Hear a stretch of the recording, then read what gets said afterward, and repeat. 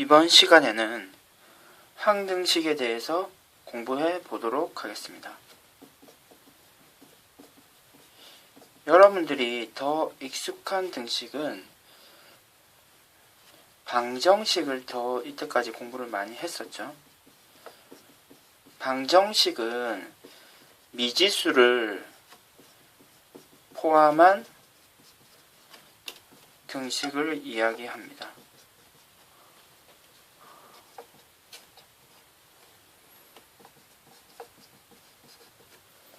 그리고 특정한 값을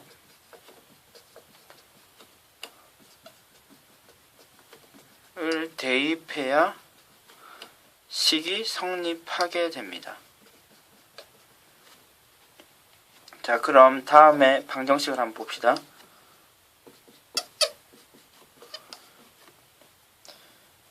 그러면은 우리가 이와 같이 이항을 해서 계산하는 것을 방정식을 푼다라고 하죠. 그리고 이 3이라는 숫자의 의미는 어떤가요? 원래 식에다가 x 대신에 3을 대입했을 때 식이 성립하게 됩니다. 이와 같은 식을 방정식이라고 합니다. 그러면은 항등식은 어떤가요? 항등식은 항상 성립하는 등식을 이야기하고요. 특정한 값이 아닌 x에 어떤 값을 대입하더라도 성립하게 됩니다.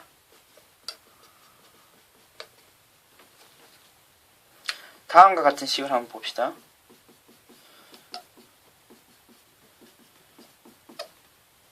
다음 식의 경우에는 x에다가 어떤 식을 쓰더라도 어떤 값을 대입하더라도 양쪽의 값은 같아지게 됩니다. 그러면은 이와 같은 경우를 x에 대한 항등식이라고 하는데요. x에 대한 항등식을 나타나는 표현은 다음과 같이 세 가지가 있습니다. 그러면 문제에서 다음과 같은 표현이 나오면은 이것은 x에 대한 항등식이라는 이야기구나 라고 알면 될 것 같습니다. 그럼 선생님이 적으면서 같이 한번 확인해 보도록 합시다. 어떤 x의 값에 대하여도 성립하는 등식.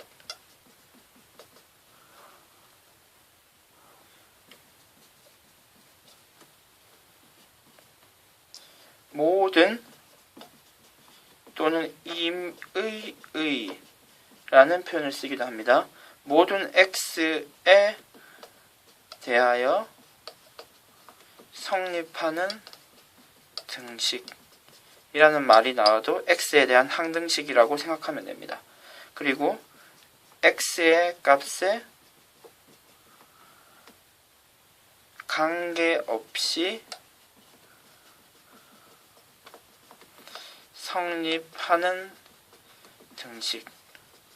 등식이라는 말이 나와도 x에 대한 항등식을 염두에 둔 표현이라는 것을 여러분들이 기억하면 좋을 것 같습니다.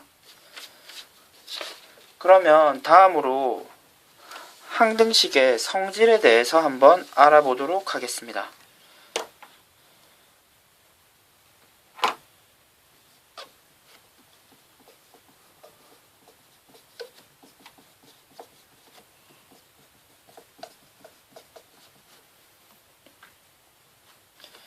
AXB라는 1차식이 있다면 이 1차식이 X에 대한 항등식이라면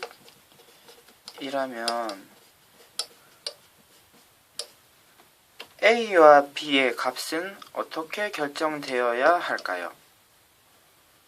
자, 이 식이 X에 대한 항등식이라면 X에다가 어떤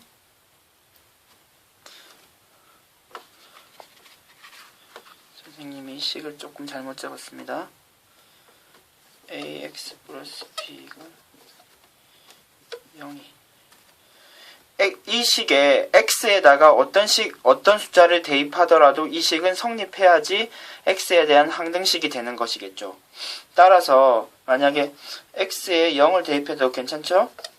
x에 0을 대입하면은 a 곱하기 0 플러스 b는 0 정리하면요 b는 0이라는 사실을 우리가 확인할 수 있겠네요. 그리고 뭐 x에다가 1을 대입하더라도 식은 성립해야 되겠죠.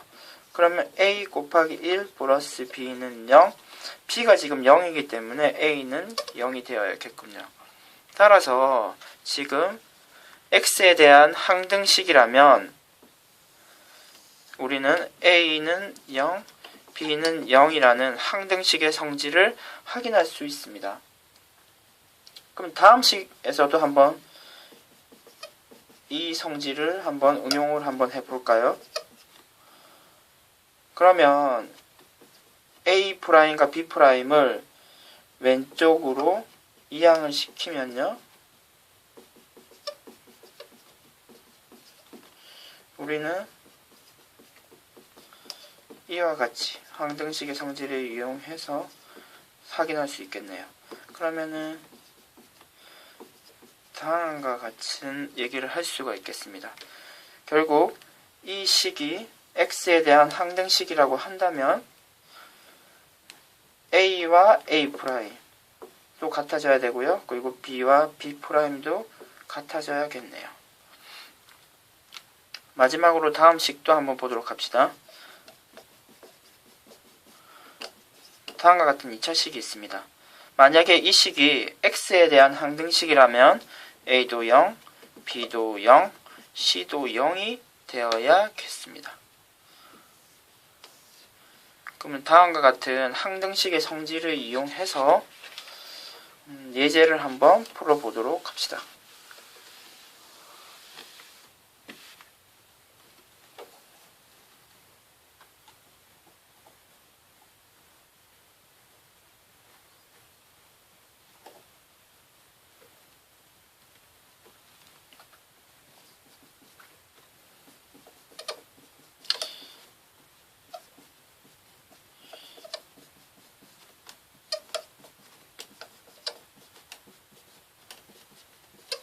다음 식이 K에 대한 항등식이라면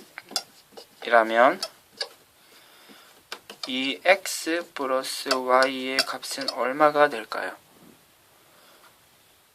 그러면은 우리가 이 문제를 풀기 위해서 일단 주어진 식을 전개를 해 보도록 합시다. kx 플러스 2x가 되고요. 그리고 ky 마이너스 y 플러스 k 마이너스 7이 되겠네요. 그리고 이 식을 k에 관해서 정리하면 어떻게 될까요? 일단 k를 같이 모아서 적고요. 그리고 나머지 자를 적도록 합시다. 그러면 앞서 공부한 항등식의 성질에 의해서 이 식이 항등식이라면 이 k 앞에 있는 식이 0이 되어야 되겠죠. 그리고 k와 관계없는 이 식도 0이 되어야 될 것입니다. 그러면은 우리가 다음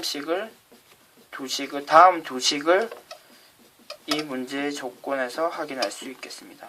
결국 x-y는 마이너스 1이 되고요. 이 x-y는 7이 되는데요. 그럼 이 두 식을 연립해서 풀면 x는 8, y는 9가 됩니다. 결국 2x 플러스 y는 16 플러스 답은 25가 됩니다.